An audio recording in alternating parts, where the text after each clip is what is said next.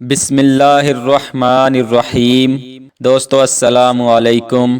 آپ جانتے ہیں کہ مولا علی علیہ السلام کا ہر فیصلہ منبع علم و حکمت ہوا کرتا تھا، لیکن آج کی اس ویڈیو میں ایک ایسے مقدمے کا فیصلہ آپ کو سنایا جا رہا ہے جس کو سننے کے بعد آپ کے ہونٹوں پر مسکراہٹ آ جائے گی، تاہم اس میں چھپی عبرت کو تلاش کرنے کی کوشش ضرور کیجیے گا۔ چنانچہ بیان کیا جاتا ہے، ایک دفعہ دو بندے آپ کے سامنے پیش ہوئے۔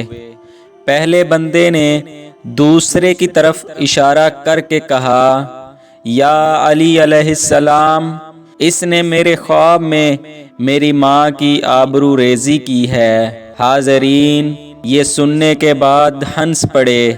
سب کو یقین تھا کہ اس مقدمے کا زیادہ سے زیادہ یہی فیصلہ ہوگا کہ خواب کو حقیقت پر ترجیح نہیں دی جا سکتی، لیکن جو فیصلہ میرے مولا علی المرتضیٰ شیر خدا مشکل کشا نے کیا، اس سے نہ صرف پہلے بندے کی تسلی ہو گئی بلکہ دوسرے بندے کو بھی کوئی نقصان نہ پہنچا۔ چنانچہ پہلے بندے کی بات سن کر آپ رضی اللہ تعالی عنہ زیر لب مسکرائے، پھر حکم دیا کہ دوسرے بندے کو دھوپ میں کھڑا کر کے اس کے سائے کو 100 کوڑے لگائے جائیں۔